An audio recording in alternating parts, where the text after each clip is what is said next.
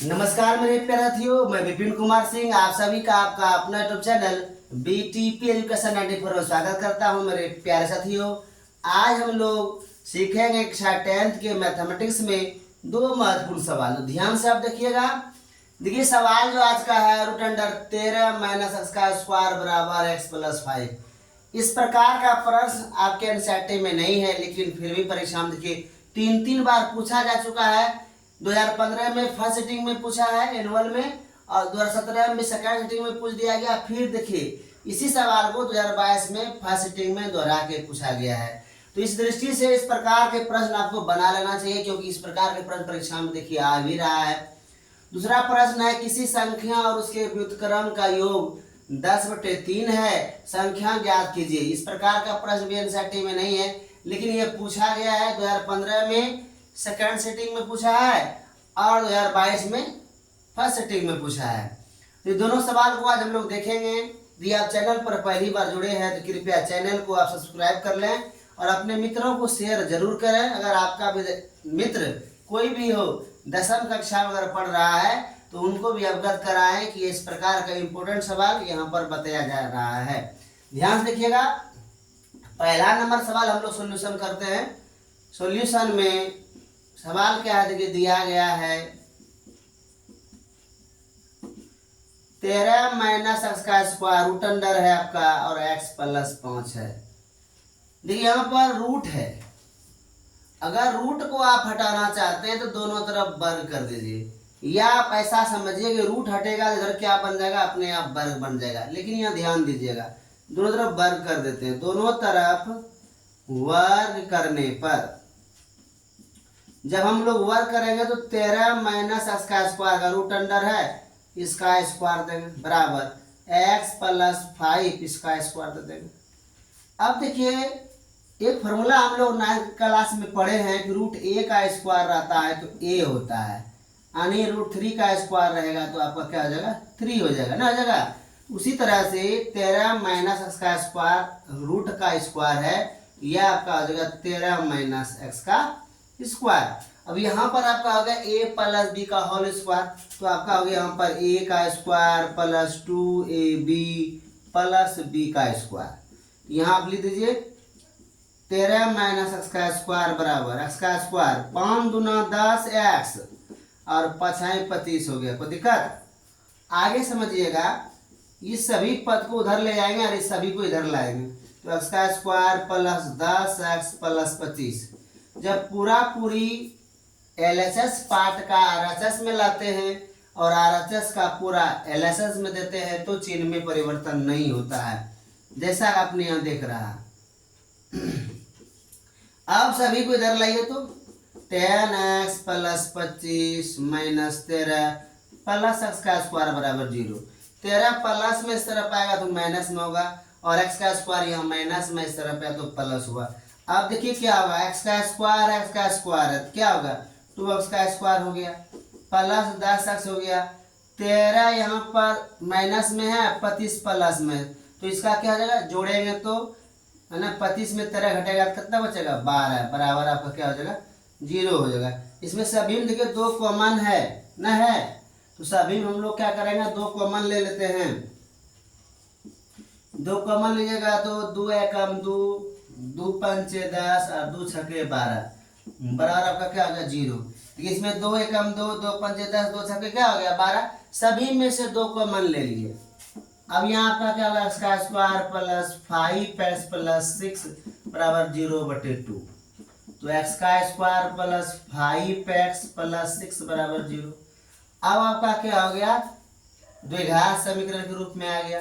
अब यहाँ पर हम लोग गुणनखंड विधि से इसको हल करेंगे और x का मान निकालेंगे। तो देखिए गुणनखंड का नियम क्या, देखिए 3 पद है, 1 2 3। 3 पद का रूल क्या है, अगर रहेगा तो 4 पद में बदलना होता है। एक्स का स्क्वायर गुना 6 है तो 6x का क्या हो जाएगा, स्क्वायर ना हो जाएगा। इसको ऐसा खंडन तोड़ेंगे कि 5 भी हो जाए, गुना करने पर 6x का स्क्वायर हो जाए, तो 3x और 2x करते हैं।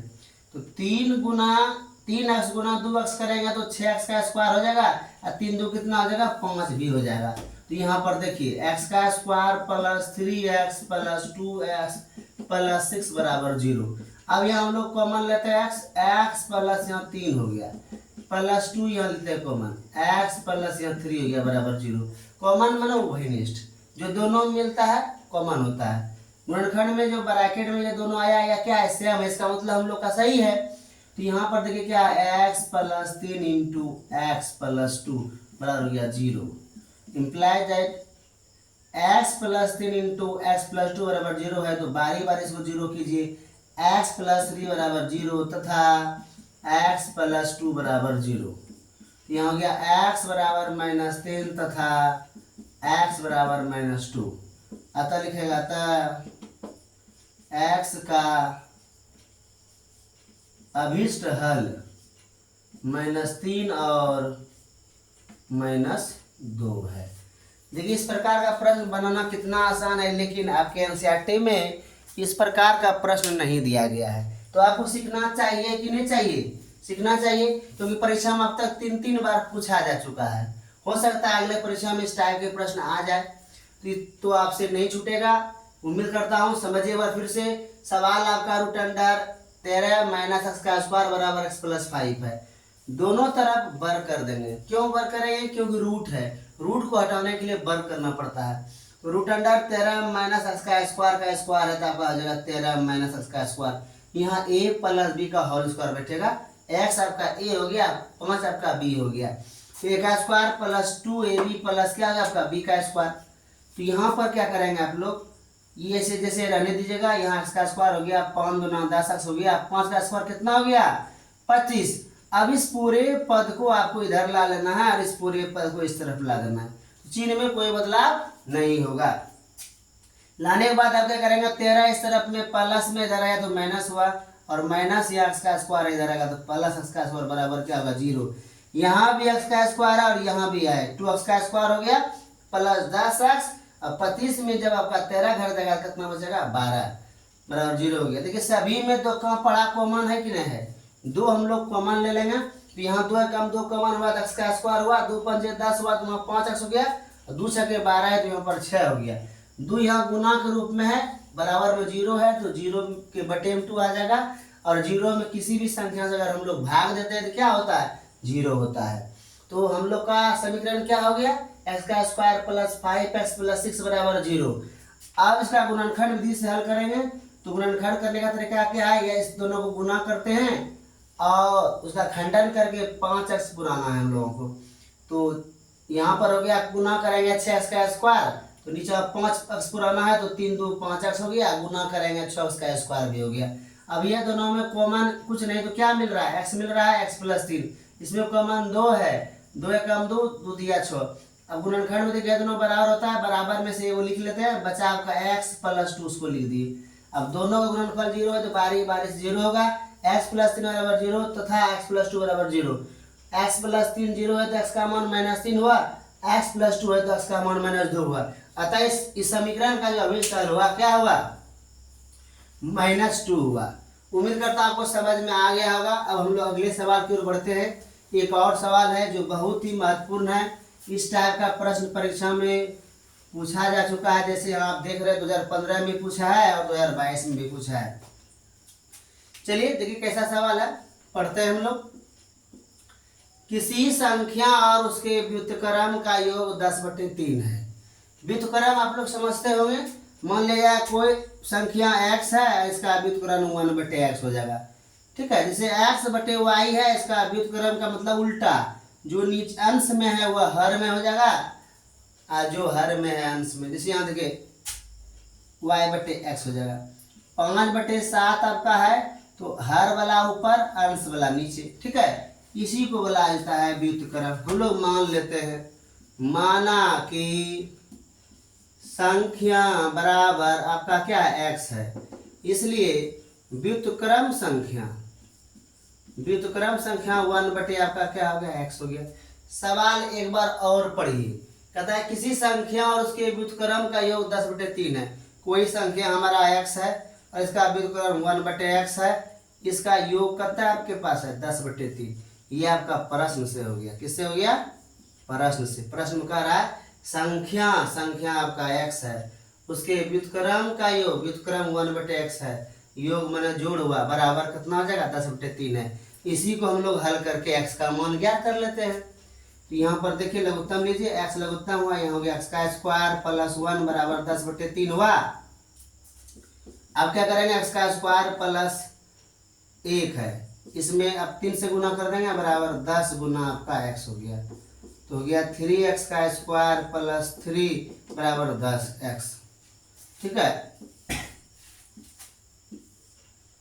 तो यहाँ आपका हो गया 3x का स्क्वायर प्लस 3 माइनस 10x बराबर 0।